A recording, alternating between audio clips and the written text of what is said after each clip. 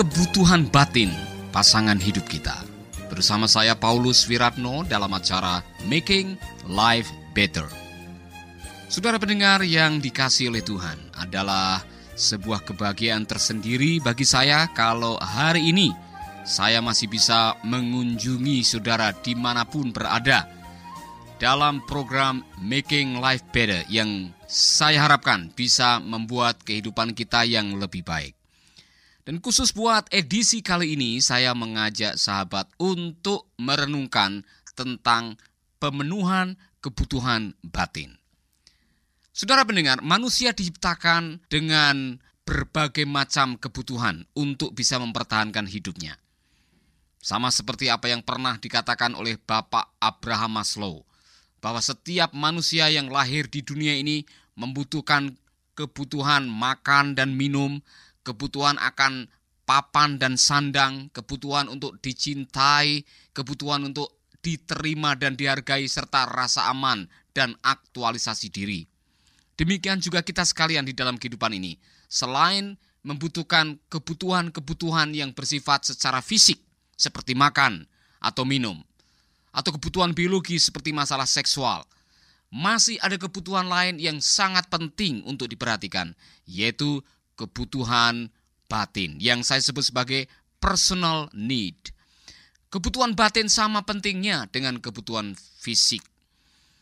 Tidak mungkin kita bisa memenuhi kebutuhan batin pasangan hidup kita jika kebutuhan batin kita secara pribadi belum terpenuhi. Lain halnya dengan kebutuhan fisik. Kebutuhan fisik atau kebutuhan makan minum itu kita sendiri bisa mencarinya. Kita bisa menanam barangkali ubi atau menanam padi atau mengusahakan makanan dengan memanjat pohon buah-buahan sendiri kemudian memakannya sendiri. Tetapi untuk kebutuhan batin dibutuhkan orang lain untuk bisa memenuhi kebutuhan batin kita. Kebutuhan akan kasih sayang misalkan. Kita membutuhkan orang lain yang bisa mencurahkan kasih sayangnya kepada kita, sehingga kita menerima kasih sayang itu untuk memenuhi kebutuhan ini. Kebutuhan mengenai penerimaan. Dibutuhkan orang lain untuk bisa menerima diri kita, sehingga kita bisa mendapatkan pemenuhan atas kebutuhan penerimaan itu tadi. Untuk memenuhi kebutuhan ini, dibutuhkan persahabatan atau sebuah hubungan dengan orang lain. Logikanya adalah, kalau kebutuhan-kebutuhan batin tidak bisa dipenuhi oleh diri sendiri, maka logikanya ialah kita membutuhkan orang lain. Kebutuhan-kebutuhan akan batin yang didapatkan dari orang lain hanya bisa kita dapatkan kalau kita membangun hubungan yang baik dengan orang lain. Itu berarti kalau kita memiliki hubungan yang sudah tidak baik dengan orang lain, maka konsekuensinya ialah kita tidak bisa mendapatkan pemenuhan kebutuhan batin. Itulah yang terjadi. Ada banyak pasangan suami istri yang tidak bisa menemukan pemenuhan kebutuhan satu dengan yang lain oleh karena hubungan batin mereka tidak baik. Hubungan pribadi mereka tidak akrab. Tidak ada keintiman secara emosional dengan pasangan hidupnya. Sehingga kita tidak bisa mendapatkan pemenuhan kebutuhan itu. Padahal kebutuhan yang dirasakan oleh setiap orang, terutama kebutuhan batin, harus dipenuhi. Tidak adanya pemenuhan kebutuhan batin bisa membuat orang itu mengalami defisit. Nah, coba bayangkan, kalau suami sudah mengalami defisit pemenuhan kebutuhan batin, kemudian istri juga sudah mengalami kekurangan pemenuhan kebutuhan batin, maka ada dua orang yang saya gambarkan seperti dua orang bangkrut yang ingin menolong satu dengan yang lain. Tidak mungkin. Oleh karena itu masing-masing kita harus belajar untuk memenuhi kebutuhan kita lebih dahulu supaya kita bisa memenuhi kebutuhan orang lain. Persoalannya ialah kadang-kadang kita menikah dengan persoalan-persoalan masa lalu yang belum selesai. Contohnya, ada suami istri yang sering sekali bertengkar, Herman dan istrinya Hana. Sering sekali bertengkar gara-gara masalah yang sepele. Masalahnya apa? Masalahnya ialah Hana seringkali mengganggu tidur nyenyaknya sang suami, yaitu si Herman. Masalahnya ialah Hana kadang-kadang membangunkan Hirman jam 3 pagi atau jam 2 pagi pada saat Hirman sedang nyenyak-nyenyaknya tidur. Kadang-kadang Hana membangunkan Hirman hanya minta supaya Hirman membuatkan Indomie atau teh panas. Nah, setelah Hirman membuatkan teh panas atau membuatkan makanan Indomie, Hirman bertanya, kenapa Indominya tidak dimakan? Kadang-kadang tidak dimakan, kadang-kadang tehnya tidak disentuh. Ternyata istri menjawab, saya tidak lapar. Nah, kenapa kamu minta makanan atau minta minuman kalau kamu tidak lapar? Saya hanya ingin tahu, apakah kamu masih mencintai saya? Wah, gila. Jadi setiap kali kamu meminta sesuatu supaya saya melakukan hanya untuk mengetes apakah saya masih mencintai kamu. Nah, selidik punya selidik.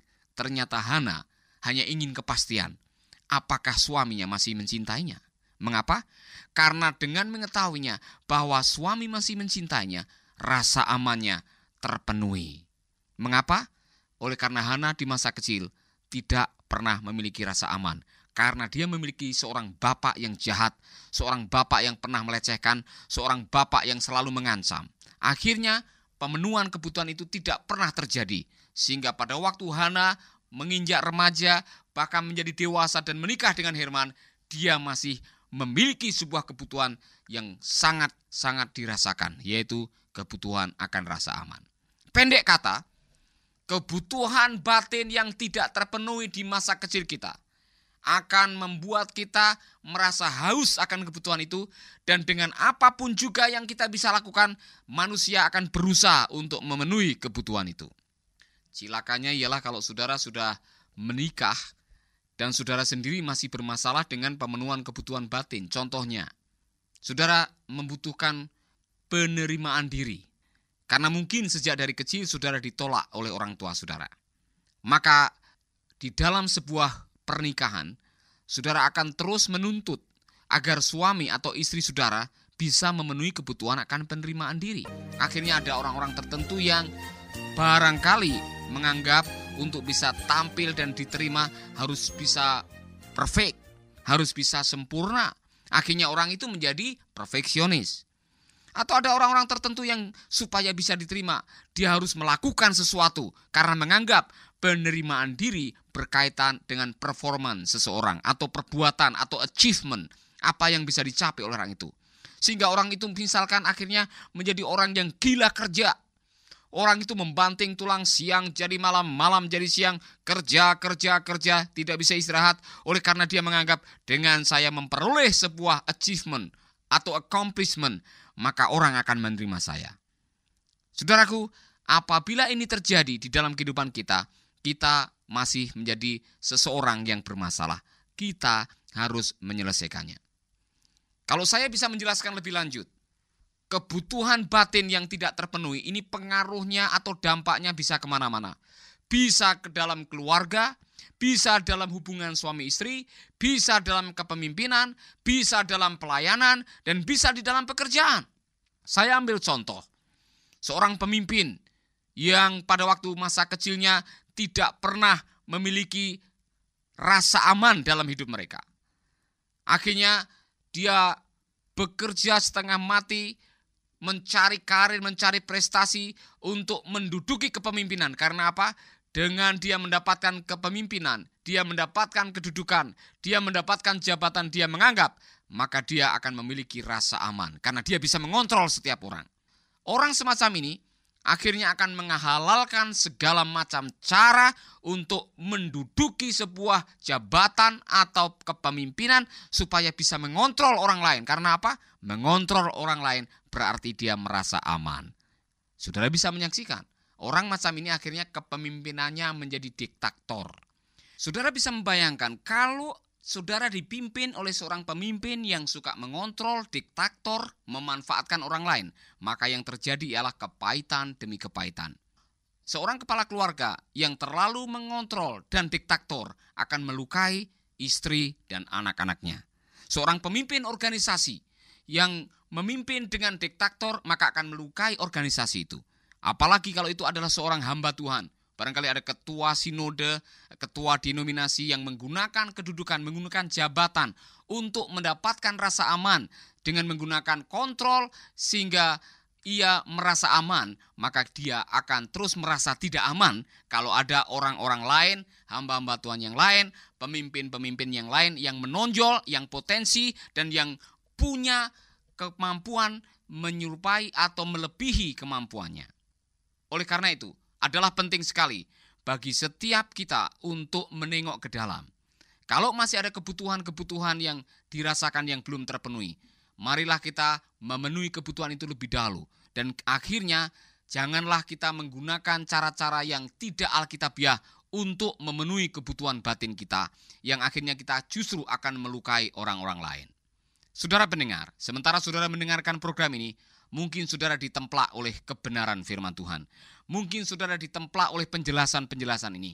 Dan saudara dalam posisi di mana saudara sedang dalam posisi memanfaatkan orang untuk mendapatkan rasa aman. Bertobatlah, karena Tuhan mengasihi saudara. Supaya kita bisa memberkati orang lain, supaya kepemimpinan kita bisa dirasakan oleh orang lain dan mereka merasakan manfaat daripada kehidupan kita, maka kita harus belajar memenuhi kebutuhan batin dengan cara yang benar. Kiranya ulasan kali ini akan menolong kita untuk menjadi pemimpin yang lebih baik. Sahabat, Anda baru saja mendengarkan program Making Life Better. Hubungi kami di 0811 3901 144 atau 0811 3901 140. Mari dukung pelayanan Making Life Better melalui rekening BCA 66 900 30525. Sekali lagi, 66 900 30525 atas nama Paulus Wiratno. Terima kasih, Tuhan Yesus memberkati. Making life better, bikin hidup lebih baik.